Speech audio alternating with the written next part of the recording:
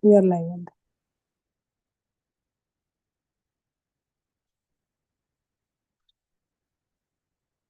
Talking about yoga system. Just going back to the summary of what we discussed so far. Valmiki explaining Rama's story to Rishtonemi. Then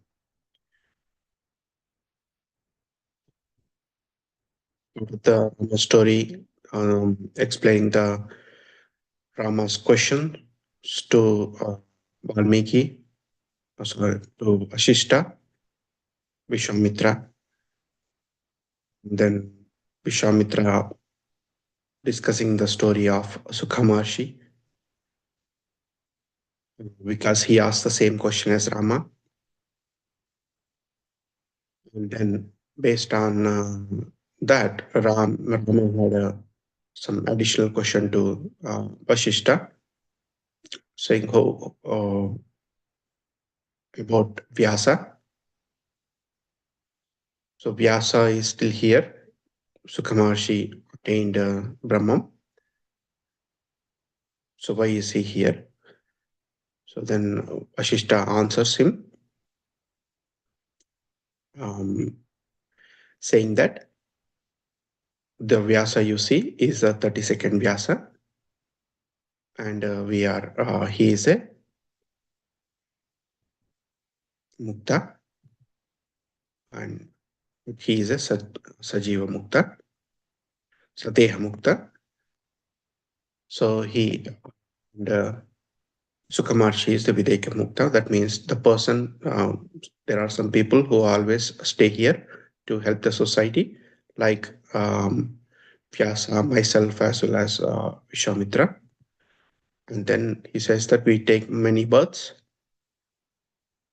and there are many Vishwamitras, there are many Vyasas, and there will be many more to come in the future. So every time in this universe, we take the births again and again for the benefit of society. So he's explained that, but he's already a mukta, so he is not do not think any other do not have any other doubts about Vyasa.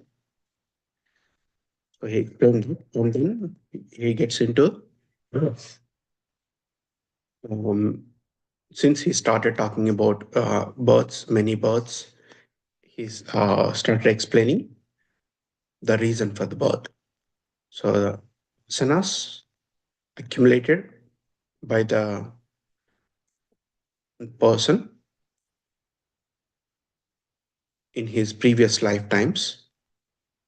Based on that, the new birth has taken place. So anytime, but again, most of them, most of the beings here, they are taking the births based on their karmas. People like myself, Vishwamitra, and Vyasa. So we take the birth to help the society, and you take the you and people like you.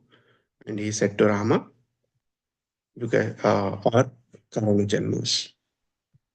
That means they come for a reason.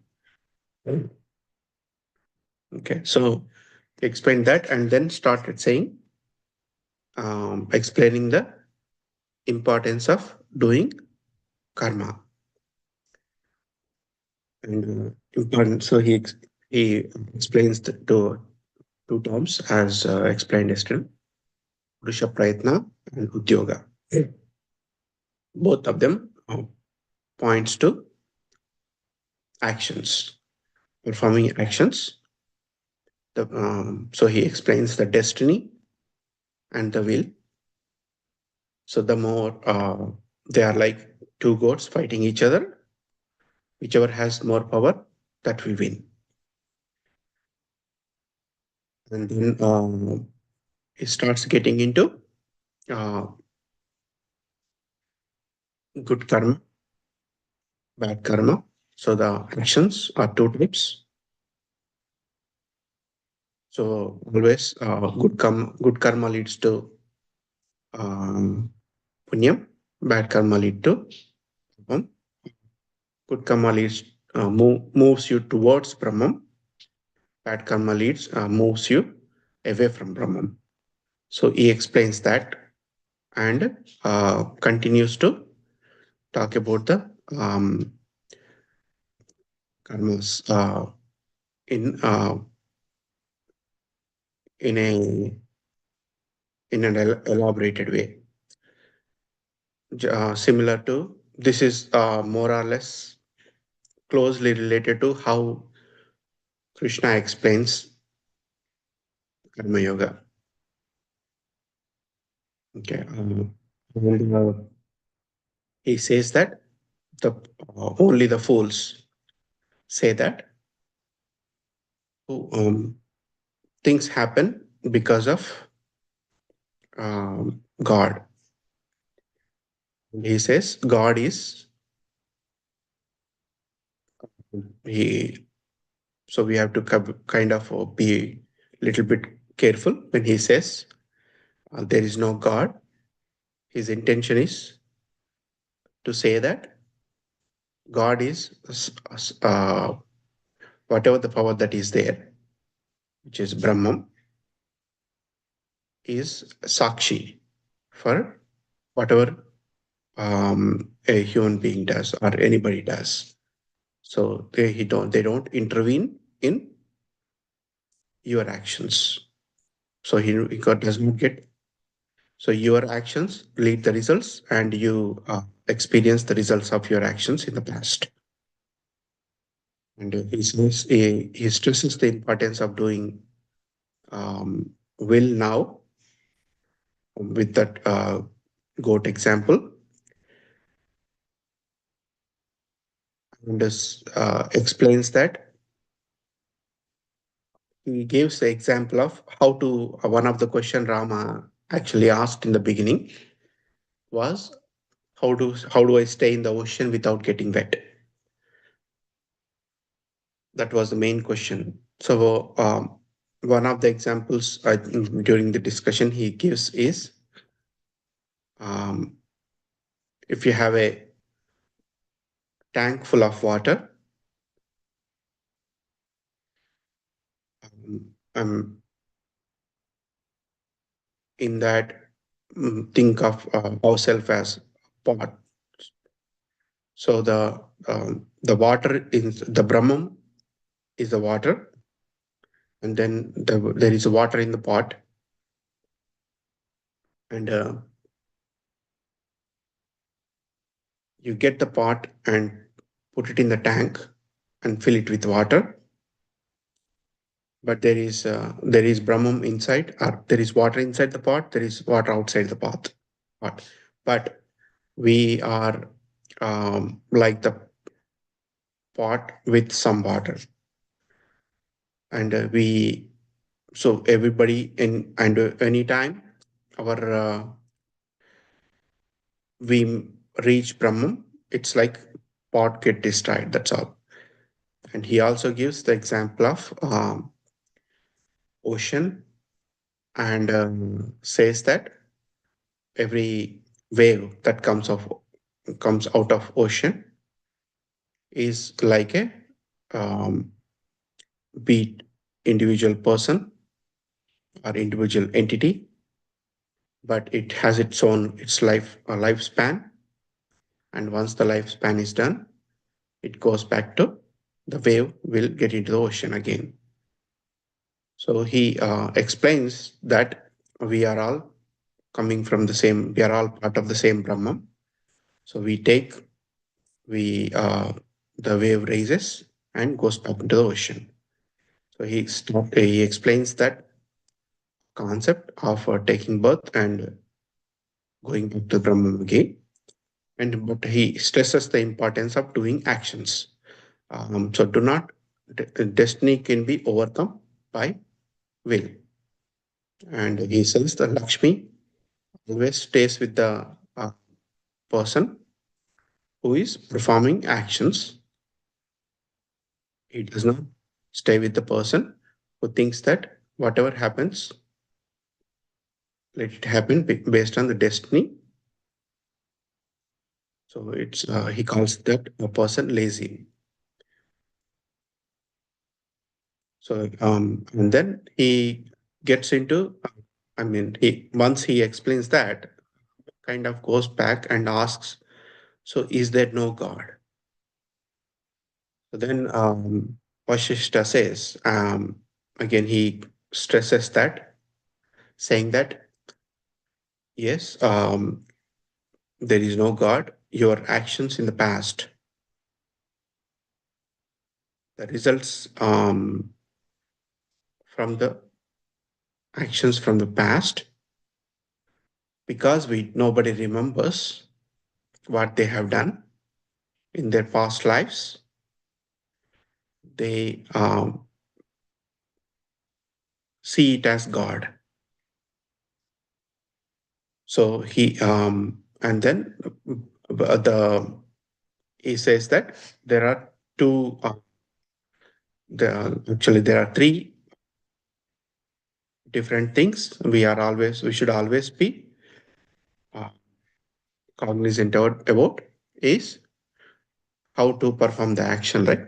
So kind of he explains, when we are performing any action, it's a knowledge from shastras and the guru's blessing or direction, and then your good your action. These three are required to do your to perform an action. So always be cognizant about these three things when we are doing it.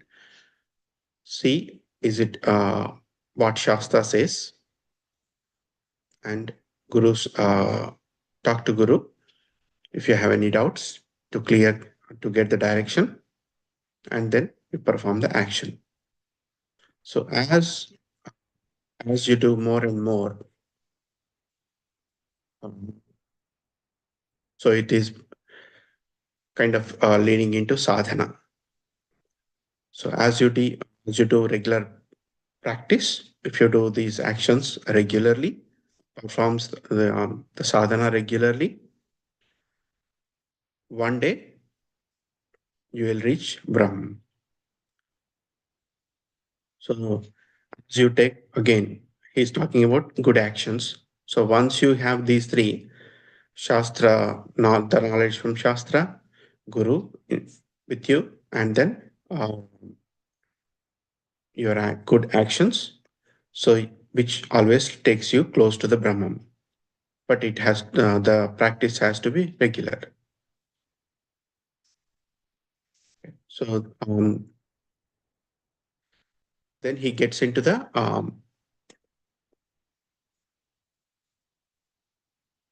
sadhana details. So he talks about sadhana chatushtayam. So in the sadhana chatushtayam, he explains the there are uh, four things he talks about. The first one is talking about uh, the vivekam.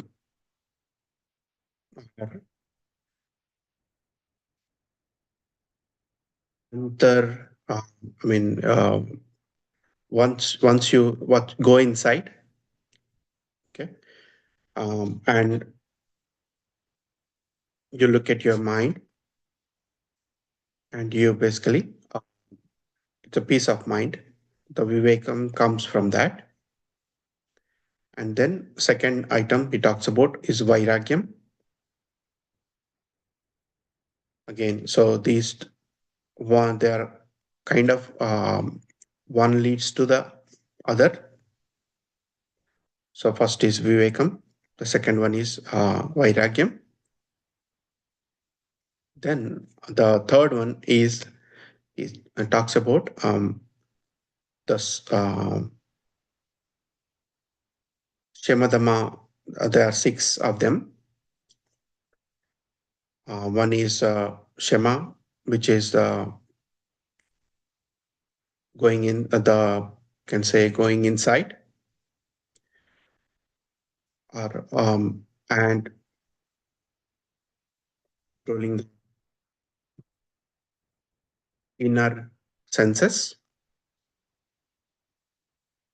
antarindriya nigraham, then Dhamma, Bhakhendriya nigraham, means your indriyas outside,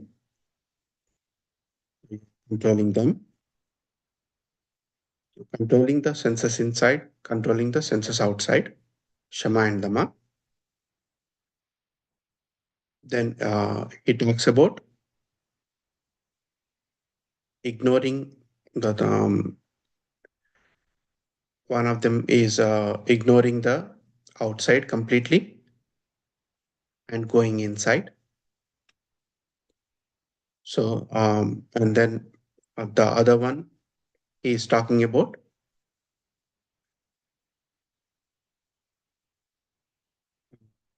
the aspect of he's talking about the mind, and he's focusing. He talks about keeping the focus of mind on Brahman. The while doing it, he's talking about the Shraddha. It means that having the trust in Shastras, again going back to the same items we talked about before, having the trust on Shastras because you have not really, you until you get the experience of Brahman, the only pramanam or only proof that Brahma exists and Brahma is real is Shastras. Until that point, it's difficult to, uh, because your senses cannot see it, you cannot realize it with your senses. You always have this question, as Sukamarshi had the question. You cannot get hold of or experience it. So Shraddha is having patience and trust the Shastras and doing sadhana until you experience it. So and then the last sixth one is talks about forgiveness, Shama. So these six items um, need to be part of your sadhanas. So Vivekam, Vairagyam, and uh, these six Shamadama,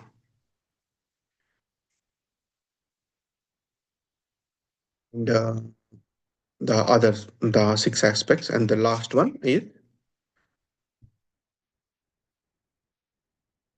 it's talking about Mumukshatu. So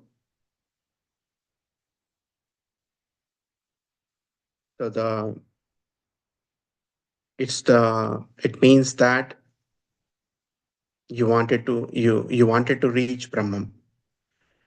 So unless you have the strong desire, you cannot get there. So he talks about having desire to reach Brahman. So these are the four aspects he talks about and explains them to Ram. So as then he gets into the goes into the detail about the indriyas, panchendriyas outside. So and then um, he continues the conversation. So we'll probably stop here. Okay, and we will continue tomorrow again. Let's get into the meditation.